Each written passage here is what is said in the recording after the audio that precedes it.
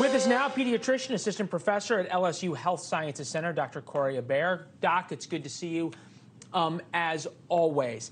Is there a missed opportunity here with Ozempic and Wegovy to force insurers to cover it and offer this huge hope to millions of Americans?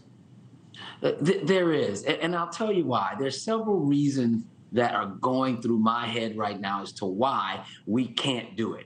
First of all, the medicine is actually prescribed for people with diabetes. And I think what they were thinking is that if they just said everybody could have it, there would be a huge shortage. I think that's one big thing. But in the same way they can say that, we also know that the American Academy of Pediatrics has recommended that any child over the age of 12 that has some type of medical issue with obesity should be able to take a medicine for their weight loss, as well as we know that people across the United States are getting all types of great response from Ozempic. They're losing lots of weight, and we have studies now to show that not only are they losing weight, they are actually having a decrease in heart disease. So, I mean, this is a really big deal. It kind of weighs on both sides, but you kind of got to lean to the side of saying we need to get this done for everyone.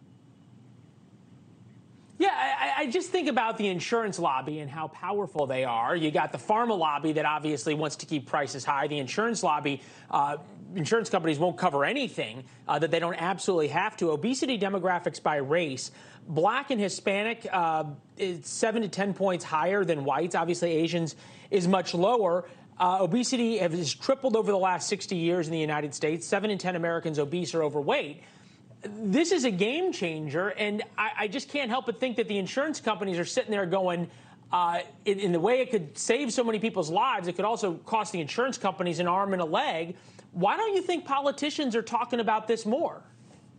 You know, I think pharma has a huge key role in developing new medicines, but they also have a lot of money, and they have a lot of politicians, you know, kind of in their pockets, and they really don't think that at this point they would stand to make as much money. Now, I tend to disagree, because when you start looking at the actuarial tables here, and you start looking at the amount of money that is spent on someone who gets diabetes at 30 years of age and then still starts to have all these other complications, then it becomes a major issue that they're going to spend so much money on later. So it's like, pay me now or pay me later, but if you pay me early, you pay me less. So it's kind of hard to see why. Yeah, it's mind-boggling to me that we're not hearing more from the administration that talks so much about impoverished communities, about minority communities, about prescription drug costs, on and on and on. The Atlantic, which is sort of, you know, the North Star, if you will, for political elite in Washington. Could Ozempic derail the body positivity movement? The medical miracle could reverse our progress on accepting bodies of all sizes. I know this is something you've talked about a lot. At the same time, you've got the intellectual elite saying that this thing that can save lives and help so many people, oh, well, it's going to make people feel as though, you know, they shouldn't be fat anymore. I just don't get it. Yeah, it's counterintuitive. And I think what we did was we kind of swung the pendulum way in the wrong direction by saying, you know, I think, you know, if you're overweight, it's okay. I don't think it's okay. And this system really cannot sustain it. I mean, we're going to triple our numbers of diabetes in the next 20 to 30 years. It can't be sustained. So not only is it something that can help someone, you know, get through this whole thing of having the obesity problem that they may have, and it's easier, but also it will save money and save dollars so that people can you know, we can do more things for more people. I mean, it makes no sense. Yeah, I think about the Atlantic. Yeah, I think about the Atlantic crew and Hannah Rosson, who wrote the article. It's like, wait a second here. You're being read by all the people in the Hamptons and up in New York and down in Palm Beach and out in L.A. who can afford to take these drugs and pay out of pocket.